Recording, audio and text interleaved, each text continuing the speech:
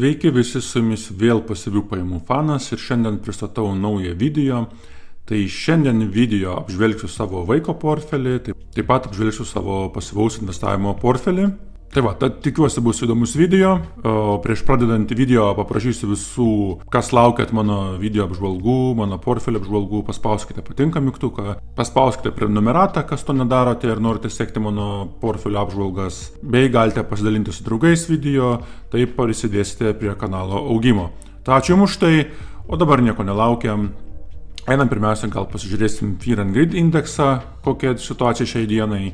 Kaip matom, stock markete, akcijų rinkoje yra gobšumas, nedaug trūksta perėti į ekstremalų gobšumą. Tai tikriausiai visi rinkoje laukia Žeromo Pavelo sprendimo dėl palūkanų mažinimo. Jisai susiduria su dideliu spaudimu iš Trumpo pusės. Tai tikrai laukia įdomių dalykų ateinančią savaitę. Tai kitą savaitę matysim, ar marketas judės tiek į žalią pusę, į bullish pusę, ar vis dėlto kraujuosim, kaip sakant, eisim į baimės pusę. Tai tikrai laukia įdomi savaitė ir įdomus įvykiai. Kaip matom, kripto rinkoje irgi praktiškai tas pats, 73 godumas, nedaug trūksta pozityvios nuotaikos eiti link ekstremalaus godumo. Tai va, tai tokia trumpa apžvalga Fear and Greed indekso. Dabar, kaip ir minėjau, pradėkim gal portfelio apžvalgas nuo vaiko investavimo. Ir kaip matom, jau esu prisijungęs ir tiesiai esu įėjęs į savo vaiko portfelį.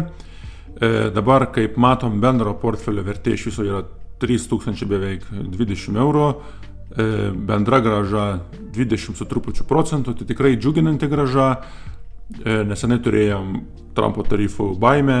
Rinkos vėl staigiai atsigavom per keletą mėnesių ir turim vėl neblogą kapitalo prieaugį. Pasyvus investavimas, kaip matot, puikiai veikia. Šitam portfelį yra perkamas vienas Robur Technology fondas. Perkama, kaip matom, yra kiekvieną dieną, darbo dieną po 1 eurą. Tai iš viso kas mėnesį investuojama po 20 eurų iš vaiko pinigų šitam portfelį. Ir, kaip seniau esu minėjęs, dar 20 eurų iš vaiko pinigų skiriu bitkoino pirkimui vaiko portfelį. Tai vaiko portfelį iš viso sudaro 2 investicijos. Tai viena investicija 20 eurų keliauja į Swedbank Technology fondą, kaip matom, ir 20 eurų keliauja į bitkoiną. Tai va, tai likusią 60 eurų esu minėjęs praeituose video skiriam vaiko būreliams, edukacijai ir kitiem dalykam, o 40 eurų iš vaiko pinigų skiriam jo investavimui, jo ateičiai. Ir kaip matom, per laiką turim skupę, kad ir nedideliom sumom, visai neblogą grąžą. Viskas vyksta automatiškai, pasyviai, perkama nemokamai. Tai reikia pasirūpinti, kad mano investiciniai Swedbank sąskaitoj būtų kas mėnesį vis papildoma pinigų suma. Praktiškai nieko nežiūriu, nestebiu šito portfelio, tiesiog kas mėnesio gale prisijungiu, vėl papildau, pasižiūriu, kaip sekasi investicijom vieną kartą ir viskas. Ir tiek to investavimo pasyvaus, bet visas gražumas ir slypi šitame dalyke, kad nereikia rūpintis, nereikia sukti galvos, tiesiog set and forget funkciją paliekam ilgiems metams kapitalui augti pačiam iš savęs. Tai va, galime pasižiūrėti tada eiti į ledgerį, kaip sekasi bitkoino pozicijai. Einam tada į ledgerį ir kaip matom, čia yra mūsų bendros abi piniginės, tiek mūsų, tiek vaiko. Visa bendra suma sudaro 23 400 eurų. Dabar, kad atskirai atskirti vaiko investicijas, spaudžiame ant bitkoino. Ir kaip matom, apačioj turim atskirą vaiko piniginę, spaudžiam ant jos. Ir šiandien, kaip matom, vaiko bitkoino dalis sudaro 2300 eurų. Tiesa, kai minėjau, kad pildau kas mėnesį 20 eurų, tai pradėjau naudotis naujų appsų, nauja piniginė, tai vadinasi Strike, ją vėliau parodysiu. Per šitą programėlę perku tiek savo kas mėnesį pasyviai bitkoiną, tiek vaikui.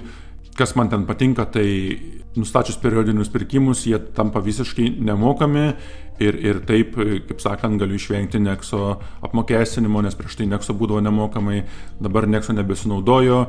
Ir tiesą pasakius, Nexo pardaviau visas pozicijas.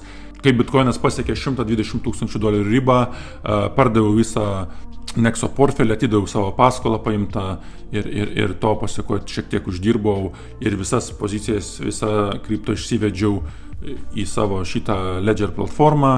Tai kaip matom, šiuo metu Ledger yra saugiai padėta tiek vaiko didžioji dalis bitkoinų, tiek mūsų dalis, kaip sakiau, kas mėnesį perkamo bitkoino yra laikoma Strike programėliai. Tai va, Nexo šiuo metu nebenaudoju, jį naudosiu tik per bear marketus, atėjus krizei, tada vėl persivesiu dalį iš savo Ledgerio bitkoino dalį į Nexo ir ten vėl imsiu paskolą, įkeičiant savo bitkoiną ir taip skolinsiuos pats iš savęs pinigų atpigusią bitkoino pirkimui ir atkilus atgal jo kainai, taip užfiksuosim ir užsidirbsim nemokamą bitkoino. Tai va, tokia laukia strategija. Čia pervedus vėl atgal iš Nexo visą likusį savo bitkoiną, vėl turiu beveik ketvirtį bitkoino. Tai va, tokia būtų situacija su kripto pozicijom, tiek vaiko, tiek mūsų pasyvaus portfelio. Dabar eikim, parodysiu prie to pačios temos Strike programėlę, apie ką ją kalbėjau. Tai, kad suprastumėt, ką turiu omeny. Ja galite atsisiųsti visiškai nemokamai savo telefoną, appsą, labai paprasta naudotis. Galima siųsti pinigus kitas piniginės, tiek kitiem draugam Lightning tinklu. Tai labai patogus naudoti appsas. Jeigu norite išbandyti, esu video prašymui palikęs nuorodą, registracijai galite pasinaudoti, gausiu dar truputį bonuso. O kas liečia Strike, pats nesenai jį atradau ir kas užkabino, tai užkabino, kad nėra didelis prydai ir, kaip minėjau, nusistatom periodinį pirkimą, pirmą kartą sumokam, o sekantis periodiniai pirkimai būna nemokami. Tai va, tai labai patogu, nemokamas pirkimas, viskas greitai, persivesti iš savo sąskaitos pinigus užtrunka keletą sekundžių, tai tikrai neblogas dalykas. Beje, kolega pasinaudojęs mano nuorodą prisiregistravęs per Strike pabandė persisiųsti kripto į Tasty Trade brokerį, tai patvirtino, kad tai padarė visiškai nemokamai. Tai va, vienas iš būdų, kaip pasipildyti Tasty Trade brokerį. Tai va, toks tipsas būtų iš manęs jums. Su Strike tikriausiai viskas aišku. Jeigu turite klausimų, beje, galite parašyti asmeniškai, galite komentuoti po šito video, bet to taip pat galite prisijungti prie nemokamos Telegram grupės. Esu palikęs nuorodą, ten galite daugiau užduoti klausimų, platesnius klausimus, ten plačiau atsakysiu, ten bendraujam su bendruomenė. Tai nesidrovėkit, prisijunkit, viskas nemokamai, taip plėsim savo bendraminčių ratą. Tai va, su Strike tikriausiai viskas aišku, tai apžvelgiau trumpai vaiko portfelį, apžvelgiam jo abidvi pozicijas, abidvi investicijas, plus apžvelgiau priedo ir savo pasyvų kripto portfelį. Dabar liko apžvelgti likusias pasyvės investicijas iš akcijų pusės. Kaip ir minėjau, grįžęs atgal į marketą, investavimą, padariau lump sum vadinamas investicijas. Ką tai reiškia lietuviškai, tai tiesiog visą pinigų sumą įdarbinau iš karto, nenaudojau išsidurkinimo strategijos, kadangi statistiškai pilno užėjimo pinigų strategija laimi prieš išsidurkinimo strategiją, tai kaip sakant, pasitikėjau statistiką ir sumečiau visus pinigus net per seniausiai prieš gal mėnesį į kelias pozicijas, kelius ETF-us pasyviam investavimui ir tam reikalui pasirinkau Interactive Brokers brokerį. Tai pridedu dar vieną brokerį prie savo portfelio. Kodėl dabar Interactive? Tai tikriausiai visi žinom, kad tai vienas patikimiausių ir seniausių ir saugiausių brokerių.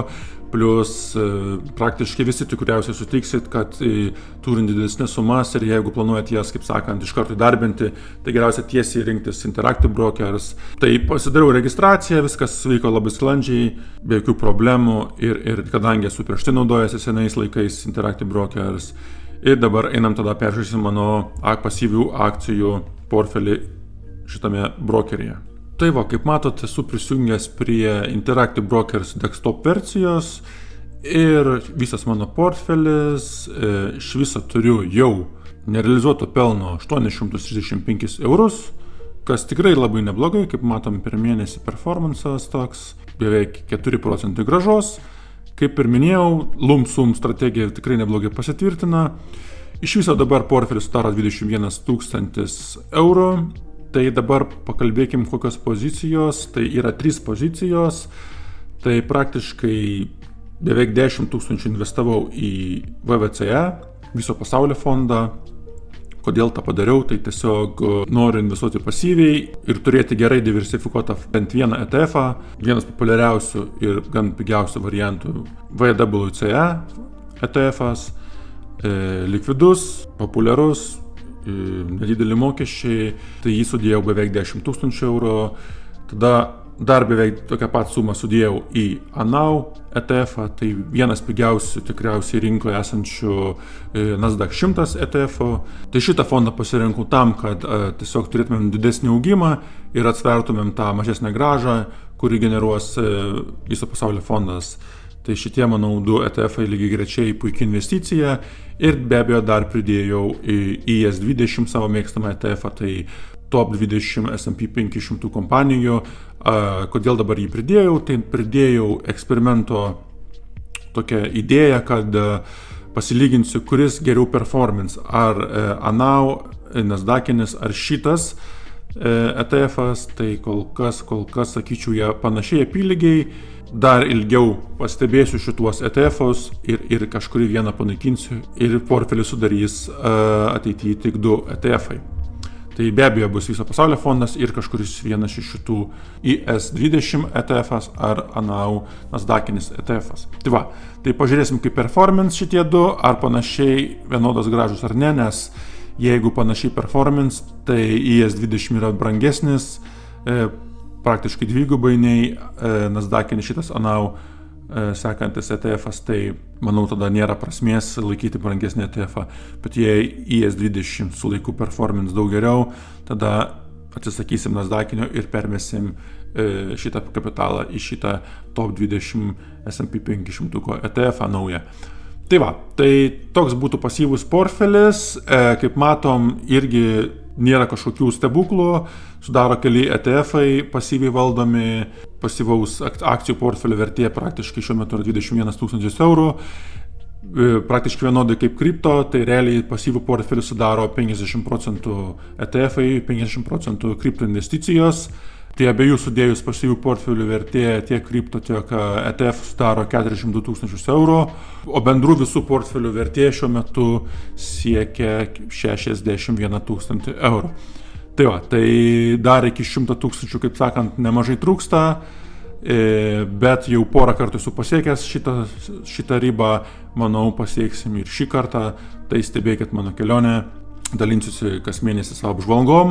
Sekantį video paleisiu savaitės 2 savaičių bėgyje. Ten apžvelgsiu savo dividendinį investavimą, savo dividendinės pozicijas. Ten truputį daugiau veiksmų, kaip sakant, o pasyviam portfelį nėra daug ko parodyti, bet vis tiek įdomu, manau, karts nuo karto peržvelgti, pasižiūrėti, kaip jiems sekasi, kaip jis performina. Ir realiai, kad ir tai nuobodus investavimas, pats efektyviausias būdas investuoti savo pinigus saugiai ir ilgalaikiam laikui. Tai va, beje, lygiai taip pat esu palikęs nuorodą ir Interactive Brokers, galite užsiregistruoti su jie, jeigu norite išbandyti šitą brokerį ir taip pat gausit dar tam tikrų bonusų. Tai va, tai šitam video tikriausiai būtų tiek, likit sveiki ir susitiksim kitose video.